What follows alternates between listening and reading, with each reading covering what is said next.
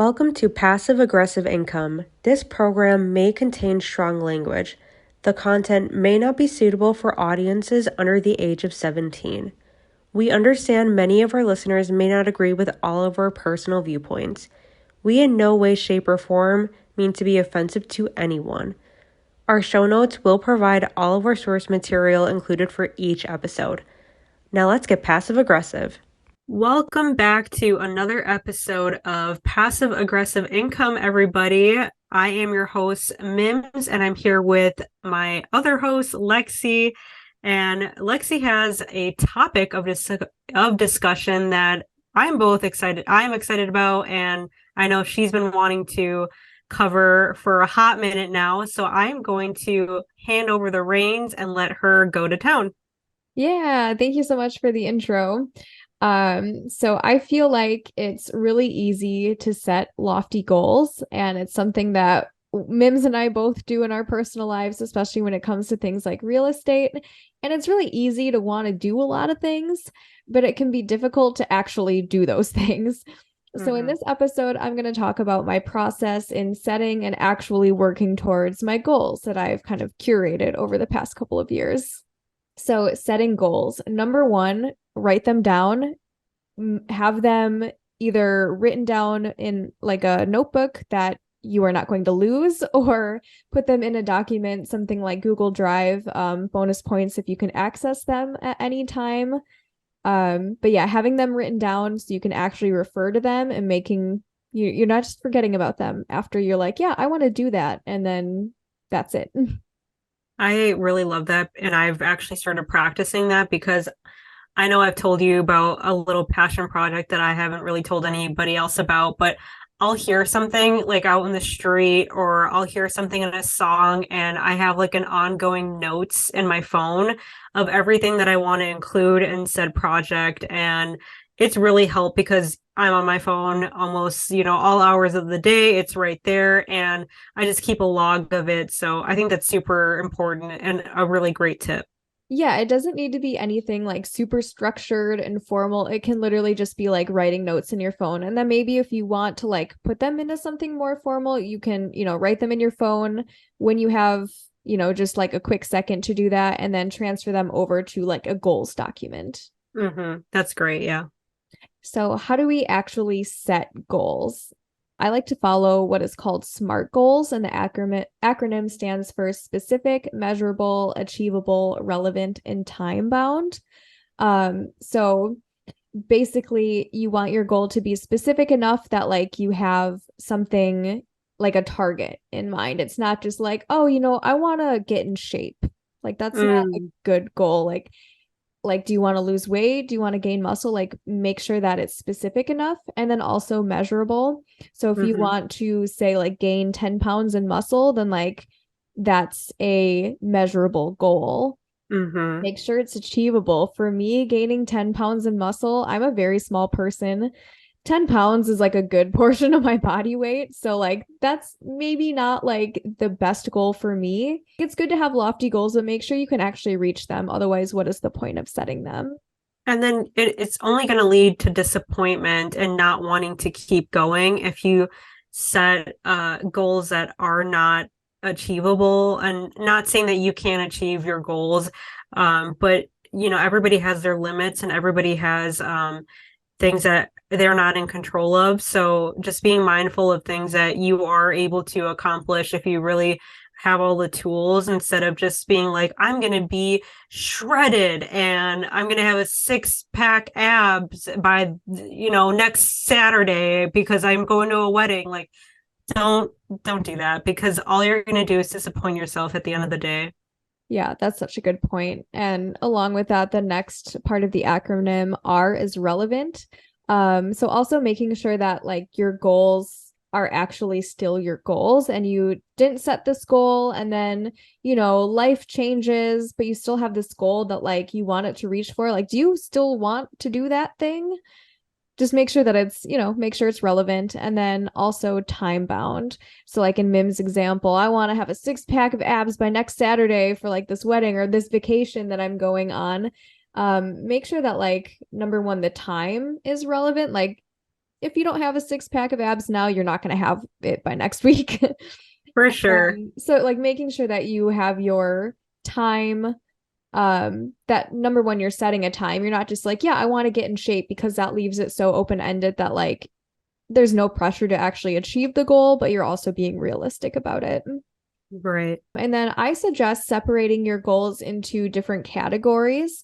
So, for example, some of the categories that I have for my goals for 2023 and that kind of have been reoccurring over the last couple of years are things like finance, health, relationships, travel, etc. And then also, if you're in a relationship and your partner is motivated and goal oriented like you, then I suggest creating both shared goals. I think that's really important, especially if you're living together and you're working towards things in life together. Have your shared goals, but also realize that you're an individual person. You have your own vision of how you want your life to go and how to get there. So make sure that you still have your individual goals too. I love that. That's really great advice. Yeah, so I'll give some examples. Say under the finance category, my current situation for the past couple weeks at the time of recording this episode is that I've been installing flooring in my unit. And a bad example would be I have this duplex that's kind of a piece of shit, and I want to finish renovating the house. So that doesn't meet the SMART goal standards. It's not specific enough, it's not time bound, and it's extremely unrealistic for Right. 2023 given how much work there is and how expensive that work is. So a better goal that's, we can break it down would be like install new flooring throughout my unit in 2023. Super achievable, specific, Hmm. time relevant, or time bound, and it's relevant. And yeah, so things like that. You can take your big lofty goal, and it's okay to have that, and then just start breaking it down and making it more specific. And I think that's really helpful for people that are procrastinators because when they have a big goal like redo a house, like you have all these different projects that you need to have done, and you just have it as redo house, and you need to do it by X amount of dates or whatever. That could be really daunting. And then, for procrastinators or for people that get really anxious about not getting things done and then overthinking it, that just further makes them not want to get to it because they don't want to go into that whole big project. So breaking it up, like you mentioned, is really going to make it achievable and, better to look at and better to like swallow. So it's like, eating a big meal. You take one bite at a time. Otherwise, you're going to start gagging on all this food. You can't do it. Yeah, I love your analogies, Mims. They're just so spot on all the time. And they're like right on the spot, too. I don't know how I do it. But yeah, I mean, for sure, that's such a good point. When you see like one big lofty goal, you're like, well, how the heck do I achieve that? But breaking it down into manageable steps makes it feel way less overwhelming, and then also gives you like a plan of action or an itinerary to follow. Mhm. Something I like to do in addition to breaking up my goals into their respective categories is to set a seasonal intention. So, this is inspired by a YouTube video that my friend Liv showed me. I think it was like last fall. So for this whole year of 2023, I've been setting a seasonal intention, but the video is called Your Theme, and we'll link it in the show notes. But basically, it addresses that people like set a New Year's resolution and then they don't do it and they forget about it like 2 months in. Mhm. Um, so instead of doing like a specific goal for the whole year, like a resolution, you can set a theme for your year. So sticking with the example of like losing weight, how about you have your theme for the year be like health? Like I want to focus on my health. I want to eat Mm. better. I want to get my like 30 minutes of active time every day, or like things like that, just having like a broad theme for your year. Or in my case, I like to break that down even further because I find that within a year so much changes in my life. So I like Mhm. breaking it down into a seasonal intention or a seasonal Yes. theme. Yes. Or, you can do it quarterly or you can do it monthly, whatever. But I like the idea of setting the intention for each season. For example, my seasonal intentions were for winter was focusing on relationships. So I was going through some things like with my family and, Hmm. wanting to build more like friendships in my area since it's kind of like post-pandemic and I moved here and then, didn't really know anyone and then the pandemic Right. happened. So that was my winter last year intention. In spring, it was health. Coming out of the winter, I want it to, be more active. I want to eat better, get out of the like winter slump. Hmm. And then in summer, I wanted my seasonal intention was experience. And Mm. summer is very important for us living in the Midwest. Yes. And I wanted to make the most of it. So Yeah. super broad experience. And then this fall, currently my intention is community. So I've been building up more of like a network of local friendships here. And then I go climbing at my local bouldering gym for many, many hours a week. And I've ended up building connections with people in that community. And I really feel like I have like a community of people in my life, which is super cool. And I don't know if without setting these seasonal intentions, if I would have been focused on doing those specific things as much as I did this year. Absolutely. I think that, in your life, you have to be intentional with everything that you do. And if you don't, you're just kind of like living in autopilot. So I Mm-hmm. really do think that that is so helpful to share because not a lot of people realize that they're just living day in and day out in a routine without actually like participating in their own lives. And I think that it's really a beautiful thing when you can be mindful and in the present and being in your body and being an active participant in your own life because everything is a lot more beautiful and everything is felt differently. So I think that's a great way to live your life. Yeah, that's so well said. I love that. Yeah, it's yeah, participating in your life. I think that phrase is super powerful and that's why like breaking my goals up into categories and setting seasonal intentions and then this year I even took it one step further where I made a summer bucket list of specific things that I wanted to do and experience this summer because my intention was experience. And yeah, winters can be so hard. It's so Mm, dark. The days are shorter and it's cold outside and I don't like the cold. So I really hmm. like, wanted to make the most of my summer and just not let time pass me by without intention. And so doing things like setting intentions, goals, bucket list items and having those be SMART goals I think is just a good way for you to experience your life and be proactive about living the type of life that you want to live. Absolutely. And to steal what my one of my friends basically her campaign in life is being the main character in your own life. Her name is Fallon, so I'm going to plug her for a second, but she is a big advocate for being the main character in your own life and not letting other people make you the side character. And I think that once you look at it that way of, okay, how do you want to live your life? How do you want to experience it? And getting out of that autopilot of, maybe living for other people and, being a busy mom and being a busy real estate investor, or we can be so bogged down with everyday life. So just reminding yourself that you are the one and you are the person that you should be focusing on, besides your loved ones. But when it comes down to your own life, that's all you. Yeah, make sure you have the main character energy. I love that so much as a bookworm that speaks to me.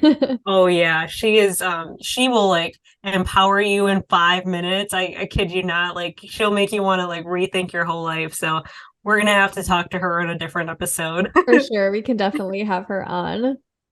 So as far as goal setting, we've talked a little bit about, your goal categories, seasonal intentions, things like that. As far as timeline goes, I find that it works best for me to set my whole 2023 goals, and then every single month I'll go through those goals and make sure that, they're still relevant, see if I'm making strides towards reaching those goals, and things like that. So actually, at the time of filming this episode, I went through my goals yesterday because it's the beginning of November as we're filming it. By the time this is released, it'll be a bit later. Yeah, that's Um, awesome. yeah, so making sure that I do that every single month. It gives me, yeah, just like a check-in. We call it, like, I do it with my husband and we call it a goals check-in. And then come December, I will start thinking about my 2024 goals.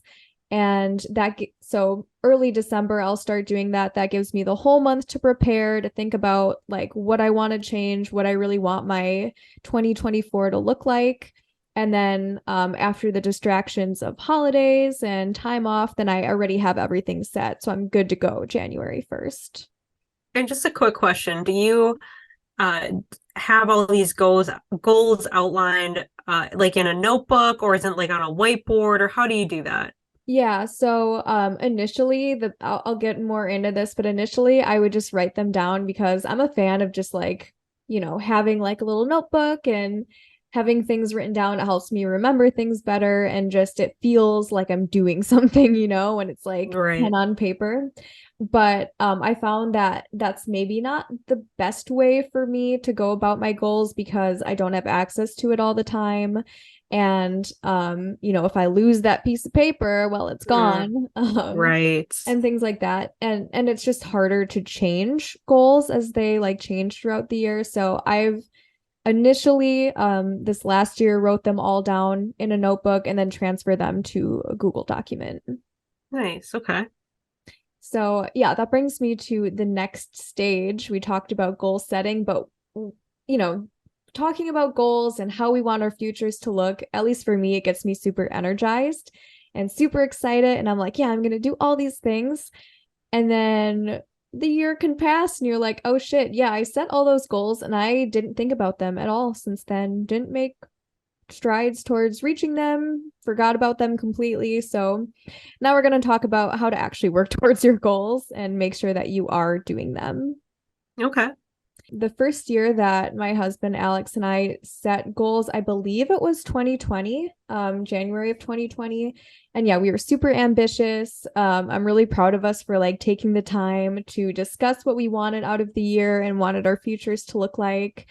And after setting them, we never looked at them again until the next year came and we're like, yeah, we should set goals again this year. And we looked and we're like, we didn't really accomplish anything. Maybe Right. this was 2019. I'm not sure exactly when we started, but it's been a couple of years. So, my big piece of advice is to set a time to look at your goals periodically and then set a reminder for them. So, like I said, I go through my goals at the beginning of every single month, and I have several notifications to remind me of the event because it's very easy to ignore the one notification and forget about it because we're Yes. busy people. Yes. So I have one reminder saying, hey, goals are coming. Like you need to reevaluate your goals one day before, 1 hour before, and then at the time of the event. So I'll do it. It's not always on the first of the month, but that's when it's scheduled. So if you get the reminder and you realize that this day or time is not going to work for you, then make sure you reschedule immediately. So the first at like 5:30 is not always going to work for my schedule, but I'll get the Right. reminder then. And then I can think, okay, actually this Saturday is going to work better for me. So I'm just going to reschedule that in my calendar. Automatically, the notifications are moved with the calendar event. I use Google Calendar. Hmm. And then say you get that notification on Saturday and you're like, oh shit, like I'm busy. This isn't going to work. Reschedule it again. Make sure that you continue to reschedule it. And then if you're rescheduling it like multiple times, just make some time to actually do it and don't Yes. wait for your schedule just to like suddenly have an open hour or whatever it is that you need to look at your goals. And treat it like as if you were meeting somebody like a friend or your parents or, a family member, you wouldn't reschedule them 5 times. Right. You would feel really bad about that, and you'd almost feel a little bit shameful of that. Think of that for yourself as well. You should always make time for yourself, and having a standing appointment with yourself is giving yourself that love and time and everything else that you need. So treat yourself the way that you would treat a friend or a family member, because we often don't. We often treat ourselves much worse. Yeah. Um, so just be mindful of your own time. Exactly. Hold yourself accountable because you deserve to reach your goals and you deserve to do that. And achieving goals is fun. Evaluating them, working towards them sometimes feels like work, let's be honest. And you Hmm. may not want to do it, but having the accountability and making sure that you're doing that. Like one of my goals, or a whole category of my goals, is accountability. And in that category is like, hey, am I doing my goals every single month? Because doing my goals every single month is a goal of mine. I love that. You're like your own little principal. You're like, Do it, Lexie. God damn yeah, I it. love it. You're Yeah. so cute.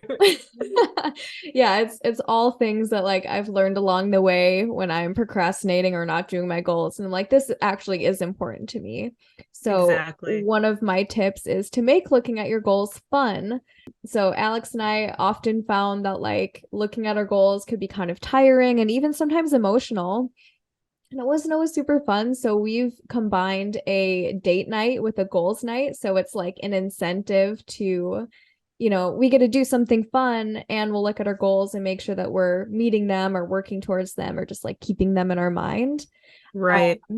And if you don't have a partner, maybe you're just doing your goals yourself, then make it a date night for yourself. You can order takeout or go to a movie or walk around a museum or just do something else that brings you happiness that like you don't do on a regular basis. It'll make looking at your goals a lot more fun because it's, something to look forward to. So, Right. Like I think that not doing it in your bedroom or in like your kitchen table can be a little bit boring at times. yeah. Maybe taking yourself out to a dinner and having your notebook there with you, or going to a coffee shop and just like slotting out an hour in which you sit there and you drink your favorite coffee or whatever beverage, and just making it like a little date time, like you said, is just going to make it feel a little bit more fun and something that you actually want to do. So, Yeah, yeah, that's great. exactly. Yeah, yesterday Alex and I went and got brunch at this really awesome vegan place called Francis Burger in Minneapolis, and we brought our goals there while we waited for our food. We talked about our goals. We There we ate, go.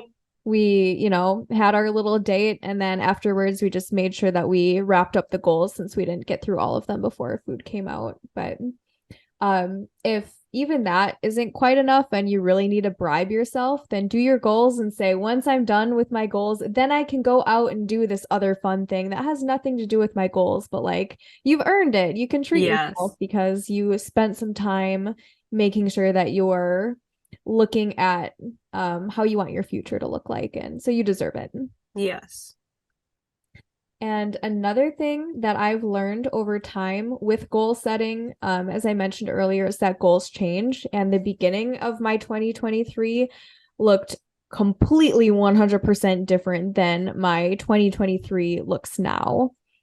And in the last couple of years, my husband and I would set goals and we would look at them every month. And by the end of the year, we're like, I don't really want to do these things anymore. Like Or it these doesn't make things, sense anymore. exactly. Yeah, situations change and you're like, this isn't even like attainable for me to do. Or like I've been experiencing something personal, and I'm like, I need to refocus on different things now, and Yes. just switching gears into a different direction. Doesn't You shouldn't feel bad about it or give yourself a hard time. It's just what calls for like an immediate attention. So don't beat yourself up on switching your goals or like you didn't accomplish something, because Right. life is a wave, and you got to just ride it sometimes. Yeah, that's such a good point. Is like, you could have like a health concern that comes up that you have no idea, you didn't expect this to happen, and now you're really focused on like getting better and like, Mm-hmm. feeling strong, and a lot of the things that you said at the beginning of the year maybe aren't as important to you, and it's okay to Mm-hmm. put those on the back burner. And it's not that you failed because you didn't do them, or, situations changed, or what you want Mm-hmm. out of life changes. It's just that's life. It's messy and it changes. And Right. it's you're not a failure for not doing the thing that you said you were going to do, because who's checking except yourself? Right, right.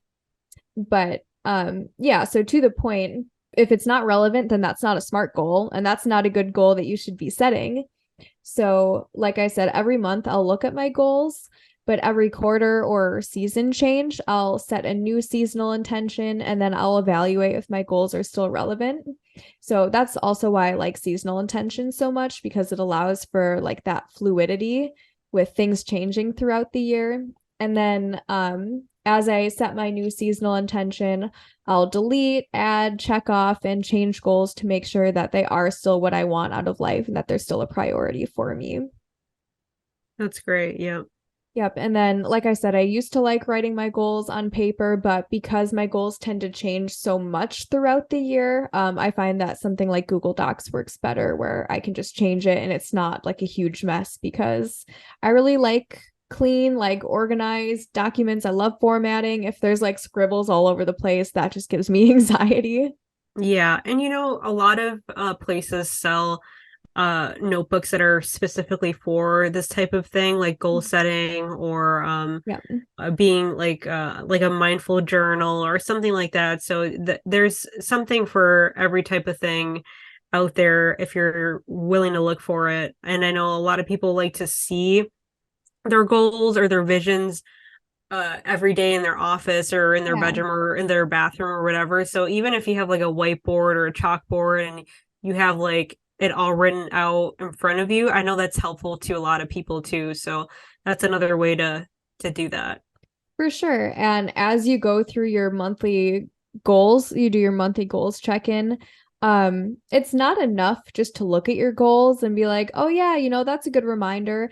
I like to look at my goals and pick out a couple things that I feel like I can accomplish in the next month or so. And so you can write that like on a whiteboard, or you can put, I'm going to clean out my super messy closet behind me because it's kind of chaotic right now, and I can do that in the next month, and set a Right. calendar reminder for it when I think I have some time. And so making sure that like you're not only looking at your goals, but you're actually doing them and setting Mhm. time aside to do them, where you're either getting that calendar reminder or it's in your face in your office every day. So you're not just thinking about them once a month, you're really thinking about them all the time and Mhm. making progress on them. The last thing that I want to leave you with is also, when you are constantly reevaluating your goals, it makes goal setting for the upcoming year feel way more manageable and feel like a lot less work, because they're already there. They're kind of up to date. And maybe that's at a time where, early December, you're looking at your next year's goals, that you can say, oh, yeah, I kind of crossed these off and put these goals on a back burner because of whatever situation I was dealing with. This actually is important to me. I want to put that on my 2024 goals. And these things have kind of changed a little bit, since I last looked at them. So I'm going to alter this a little bit, or, I feel like I could do more for this goal in the next year, and kind of lay it out that way. But it's definitely easier to create a whole like goals document for the upcoming year when you've been changing them periodically. Oh yeah, for sure. Yeah, and you can spend as much time or as little time doing this. You can start small, you can go all out. I think the first time that I did this, I had like a half-page document with my goals. Now I have like several pages. Like Alex and I will spend a good like 3 to 5 hours setting our goals and talking about them at the beginning of the year, but which is a lot, and not everyone has to do that. But like I said, we make it a date night, we make it fun. We combine it with like some fun activities. Last year, we did our 2023 goals sitting on a balcony in Mexico, overlooking the street. And it was honestly That's like, amazing. yeah, it was so fun. So it doesn't have to be work. You can achieve your goals. You can make progress on them throughout the year. And I hope that some of these tips make it easier to do that. Absolutely. I mean, I've learned so much from you, and I never thought about making goals for each season. I think that is such a beautiful thing to practice, and I am so inspired by you right now. So thank you so much for this episode. Yeah, thank you. It makes me really happy to hear because, I don't even know how we started doing this or like what like inspired us to set goals. Maybe it was some book that we read. I have no idea, but it's really made an impact on my life. And so I hope that, people, either yourself or other listeners we have, can take away some of the tips and not live life on autopilot because Right. that's no Yeah. fun. Right. Yeah. That's the biggest takeaway, is just being an active participant and knowing what or figuring out what you want your layout to be for the next year and being active and present in it.